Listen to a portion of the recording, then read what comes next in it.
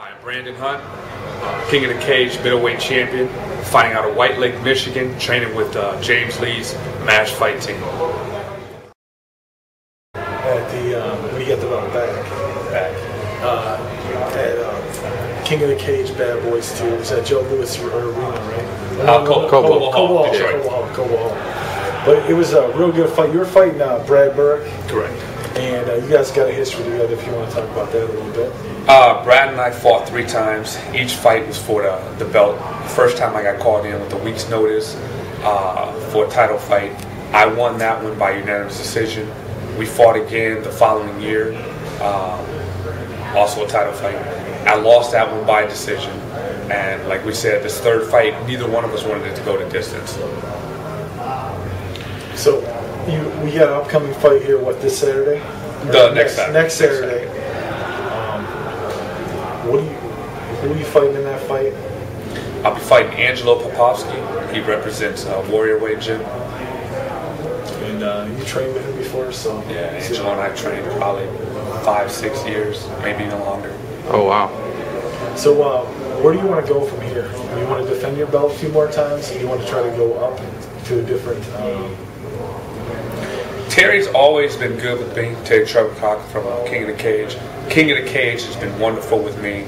I've been with James now 11 years. I was his first student, and even though I had dreams of being a champion, sometimes you just don't really see it until it's starting to form right in front of you. So I'm more than happy fighting for King of the Cage. I'm 37 years old, so you know, I don't know how tall the rooftop is, but I'm more than satisfied right now where I am. Now, being down in MMA for that long and training, you want to talk about how you noticed the difference in how the popularity and how it's grown and how big the sport's getting?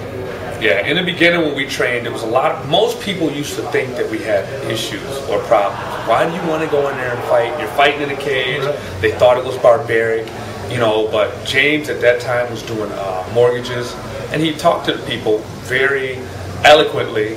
You know, I'm a police officer in Detroit, you know, and when you talk to people like you have since, they don't really kind of compare you to a cage fighter.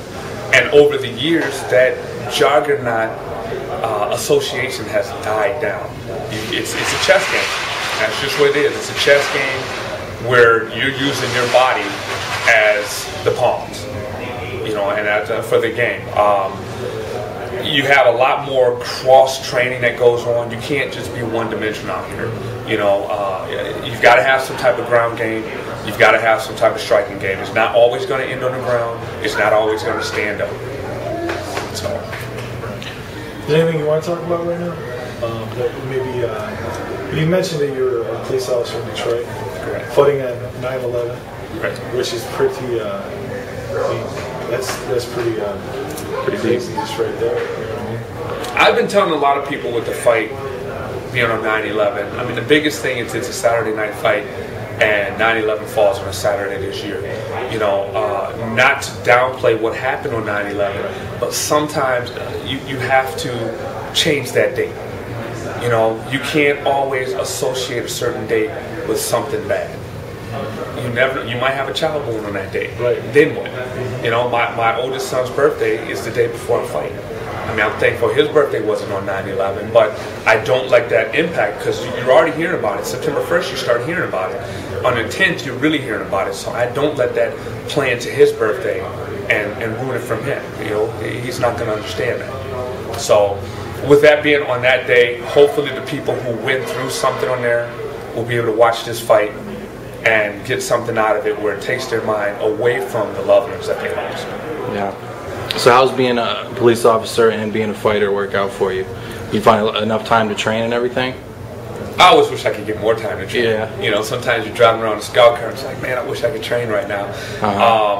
But you do what you got to do. I mean, most fighters at higher levels, training is their job.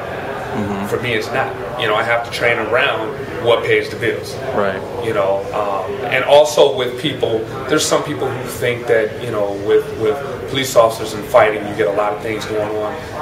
I barely fight. And if I do, it's just to protect myself, a partner, or somebody else. I have nothing to prove. I know more than enough people I can call to prove something.